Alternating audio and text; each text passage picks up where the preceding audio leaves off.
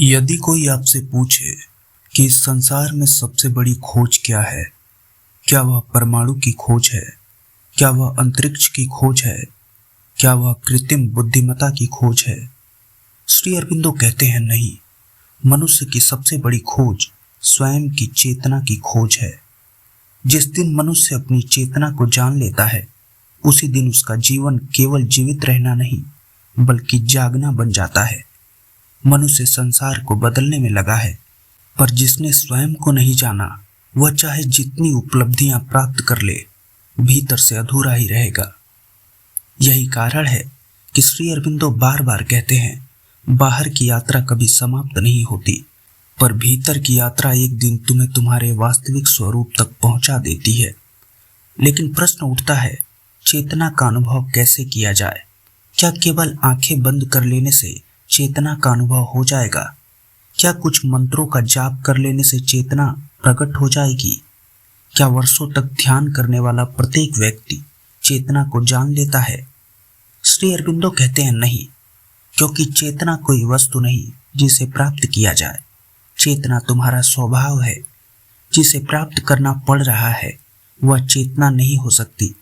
जिसे खोया ही नहीं उसे पाया कैसे जाएगा? यहीं से साधना प्रारंभ होती है। मनुष्य चेतना को प्राप्त नहीं करता, वह केवल उन पर्दों को हटाता है जो चेतना को ढके हुए हैं। जैसे सूर्य बादलों के पीछे छिपा नहीं होता, बादल केवल हमारी दृष्टि को रोकते हैं, वैसे ही चेतना कभी समाप्त नहीं होती। हमारा मन, हमारी इच्छाएं, हमारा भय, हमारी स्मृतियां उसके ऊपर बादल बनकर छा जाते हैं और हम समझ बैठते हैं मेरे भीतर प्रकाश नहीं है, कि प्रकाश है देखने वाला अंधकार में है। श्री अरविंदो कहते हैं, मनुष्य 3 स्तरों पर जीता है। पहला शरीर, दूसरा मन, तीसरा चेतना। अधिकांश लोग पहले 2 स्तरों पर जीवन बिताते हैं। सुबह से रात तक शरीर की आवश्यकताएं, उसके बाद मन की इच्छाएं, और इसी में पूरा जीवन समाप्त हो जाता है। लेकिन जिसने चेतना को छू लिया, वह जीवन को बाहर से नहीं भीतर से जीने लगता है। उसकी दृष्टि बदल जाती है, उसका प्रेम बदल जाता है, उसका क्रोध समाप्त होने लगता है, उसकी प्रतिक्रिया शांत होने लगती है। वह परिस्थितियों से संचालित नहीं होता, वह भीतर की चेतना से संचालित होने लगता है। यही योग है, यही श्री अरविंदो की समग्र साधना का आधार है। अब सबसे महत्वपूर्ण प्रश्न यह है कि यदि चेतना हमारे भीतर पहले से है तो उसका अनुभव क्यों नहीं होता? क्योंकि मन निरंतर शोर कर रहा है। आप कल्पना कीजिए, यदि किसी कमरे में 100 लोग एक साथ बोल रहे हों, तो क्या आप किसी एक व्यक्ति की धीमी आवाज सुन पाएंगे? नहीं। ठीक यही हमारे भीतर होता है। इच्छाएं बोल रही हैं, डर बोल रहा है, भविष्य बोल रहा है, अतीत बोल रहा है, अहंकार बोल रहा है, आपकी तुलना बोल रही है, और इन सब के बीच चेतना की अत्यंत सूक्ष्म आवाज दब जाती है। इसलिए श्री अरविंदो कहते हैं, चेतना का अनुभव करने के लिए पहले मन को शांत करना आवश्यक है। लेकिन यहाँ भी सावधान रहना होगा। मन को दबाना नहीं है, मन से लड़ना नहीं है, मन को समाप्त भी नहीं करना है, बल्कि मन को समझना है। क्योंकि जिससे युद्ध किया जाता है वह और शक्तिशाली हो जाता है। जिसे देखा जाता है वह धीरे धीरे शांत होने लगता है। यहीं से पहली विधि प्रारंभ होती है। देखना, कुछ बोलना नहीं, कुछ रोकना नहीं, सिर्फ देखना। अपने विचारों को, अपनी इच्छाओं को, अपने भय को, अपनी प्रतिक्रियाओं को जो व्यक्ति देखना सीख गया, वह चेतना के द्वार पर पहुंच चुका है। अरविंदो कहते हैं, मनुष्य का सबसे बड़ा भ्रम यह है कि वह स्वयं को मन समझ बैठा है।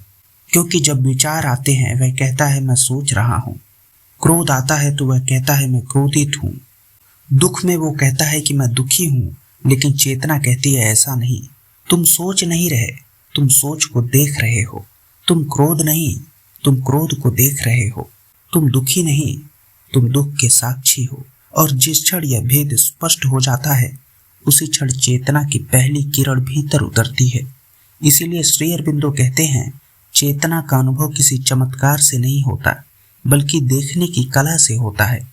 देखना बिना निर्णय के, बिना विरोध के, बिना पक्ष लिए, यही साधना की पहली सीढ़ी है।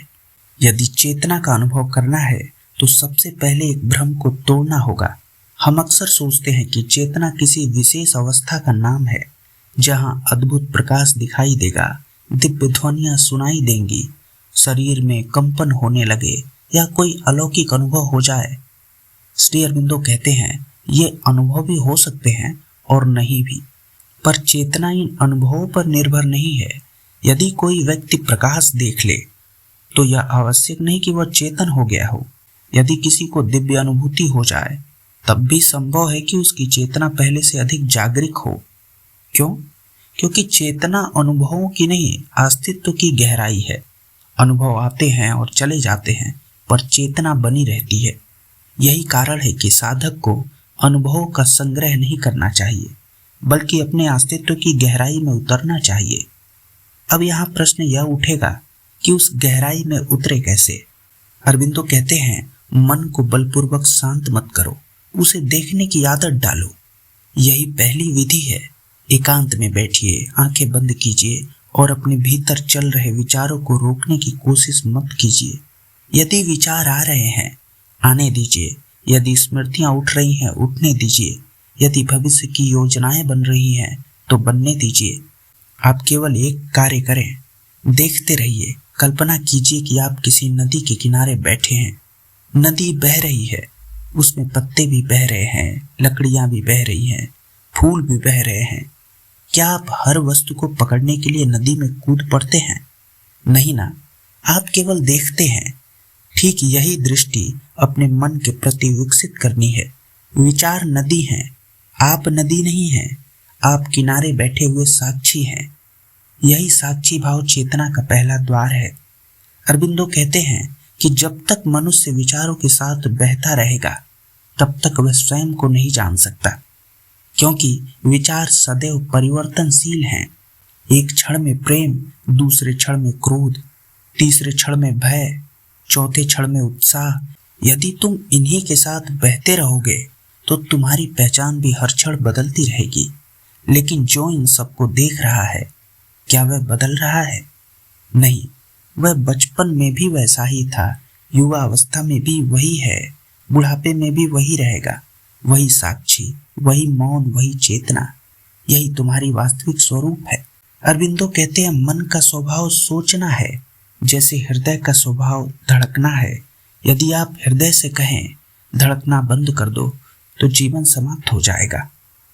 उसी प्रकार यदि आप मन से लड़ेंगे कि सोचना बंद कर दो तो भीतर संघर्ष पैदा होगा। संघर्ष से मौन नहीं आता, मौन केवल समझ से आता है। जब मन को यह अनुभव होने लगता है कि अब कोई उसके पीछे भाग नहीं रहा, तब वह स्वयं शांत होने लगता है।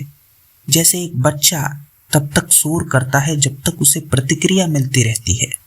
जब प्रतिक्रिया बंद हो जाती है तो स्वयं शांत हो जाता है। मन भी ऐसा ही है। यही कारण है कि श्री अरबिंदो की साधना दमन नहीं सिखाती, वह रूपांतरण सिखाती है। दमन में भय है, रूपांतरण में प्रकाश है।